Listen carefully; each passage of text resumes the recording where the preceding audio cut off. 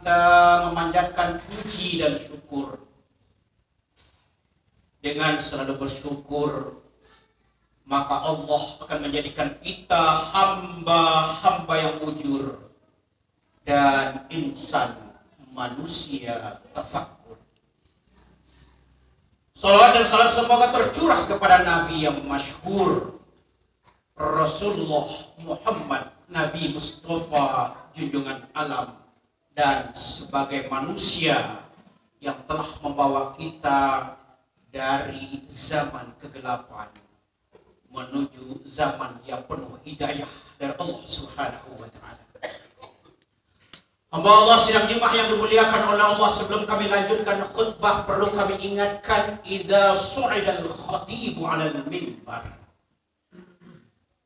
Bila mana khatib sudah berada di atas mimbar, fala yatakallamanna ahadukum, janganlah ada yang berbicara. Berbicara saja dilarang, apalagi menggunakan handphone. Berbicara saja dilarang, apalagi tidur di saat khatib menyampaikan khutbah. Kalau itu dilakukan, maka sholatnya faqad lagha, tidak akan mendapatkan pahala dari sisi Allah Subhanahu wa taala. Hamba Allah, sama-sama kita berusaha untuk melatih, mendidik dan mentraining diri kita agar senantiasa bertakwa kepada Allah. Sungguh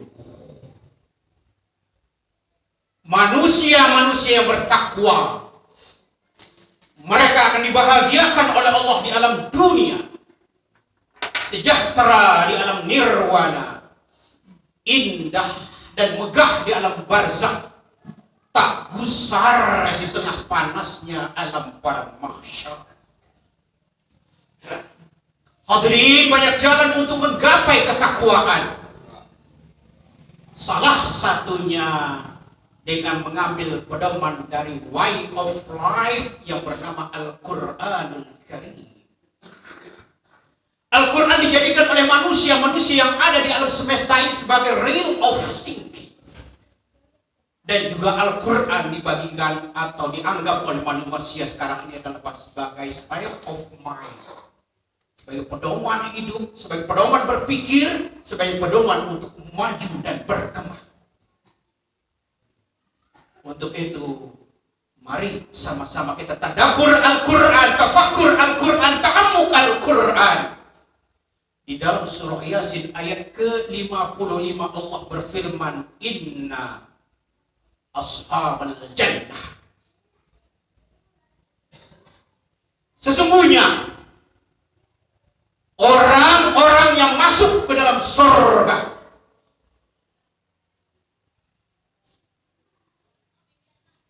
mereka akan mendapatkan kebahagiaan yang tidak terkira, akan mendapatkan kesenangan yang tidak bisa dibayangkan. Walahum fiha azwaj, di dalam surga mereka akan mendapatkan fasilitas dunia beserta isinya. Apa itu dunia beserta isinya? Mobilnya, apartemennya, makanannya, kulinernya, travelnya, plus 500 orang bidadari yang multifungsi. Sebagai istri, halal. Sebagai seller, juga tidak dilarang. Sebagai messenger, no problem. Apapun dia, bidadari-bidadari itu sudah dimodifikasi oleh Allah sebagai wanita yang anytime, anywhere, already standby 24 hours. Subhanallah. Hadirin, kecantikan bidadari itu digambarkan oleh Rasulullah. Alisnya bak semut rang-rang berbaris, hidungnya mancung bak dasun tunggal, bibirnya merah merekah bak delima dibelah empat, pipinya kuning kemerah-merahan bagaikan tomat mengkal, kulitnya halus dan lembut. Ketika bidadari itu minum, terlihatlah air melewati tenggorokannya. Subhanallah. Walau fiha azwaj, subhanallah, mereka akan mendapatkan bidadari-bidadari di alam surga. Jemaah Masjid Darul Hikmah ini akan mendapatkan bidadari-bidadari minimal 500 orang bidadari yang multifungsi.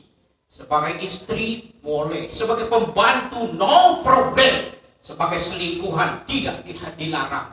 Itulah fasilitas surga. Bila mana jemaah menginginkan itu semua, hendaklah dari sekarang diambil fasilitas itu, digapai semua kenikmatan itu. Caranya dengan rajin datang ke masjid, rajin sholat berjamaah. Hamba Allah sidang Jumat yang berbahagia, Rasulullah memberikan sugesti, kalau orang Islam sholat di rumahnya sendirian, maka dia akan mendapatkan pahala yang sedikit.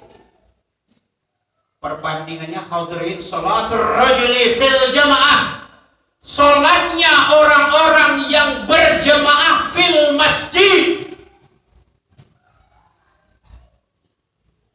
di dalam masjid, sekali salat berjamaah sama dengan salat 70 kali tanpa berjamaah.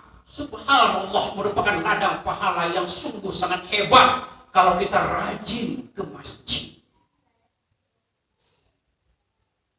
Julusuka fi majlisil ilmi sa'atan, engkau dengarkan tabligh di masjid hanya 7 menit, pahalanya sama dengan engkau sholat sunnah sebanyak 1000 rakaat. Subhanallah. Pahala merupakan modal untuk masuk ke dalam surga. Pahala merupakan mata uang saat kita hidup di alam barzakh. Hadirin, di alam barzakh oksigen tidak gratis. Makanan-makanan harus kita beli. Mata uangnya adalah pahala. Ketika kita berbaris di alam padang mahsyar, matahari berada sejengkal di atas kepala kita. Saat itu kita perlu payung. Saat itu kita perlu AC. Saat itu kita perlu kipas angin. Untuk membeli AC, membeli kipas angin, agar matahari tidak memakan tubuh kita, perlu uang. Uangnya adalah pahala. Allah Subhanahu wa taala nyatakan, "Faman ya'mal mithqala dzarratin khairan yarah, wa man ya'mal mithqala dzarratin syarran yarah." Berapa pahala yang kamu bawa? Ditimbang dengan dosa. Kalau pahala yang berat, Allah berfirman, "Udkhulil jannah." Masuk ke dalam surga. Kalau seandainya pahala yang sedikit, dosa yang dominan, Allah berfirman, "Udkhulin nar."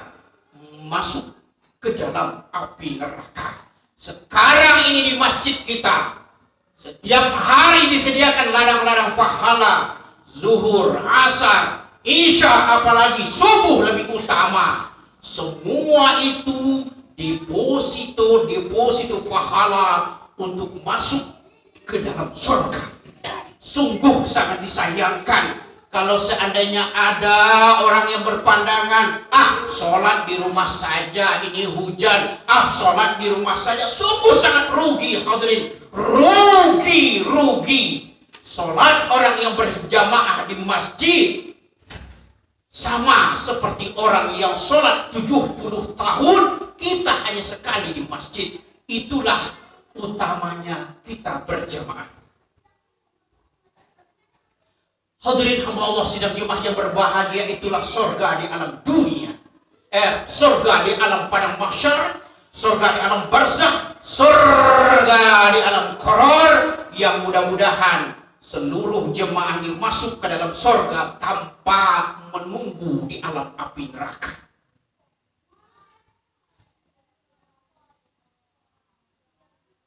Kalau seandainya kita hadirin na'udzubillah summa na'udzubillah, sholat tidak mau, puasa jarang-jarang, zakat pun tidak menunaikan, kita akan mampir dulu di alam api neraka. Na'udzubillah, kata Rasulullah, ma'ainun ra'at wala uzunun sami'at wala khotoro fi qalbil bashar. Sadisnya neraka, garangnya neraka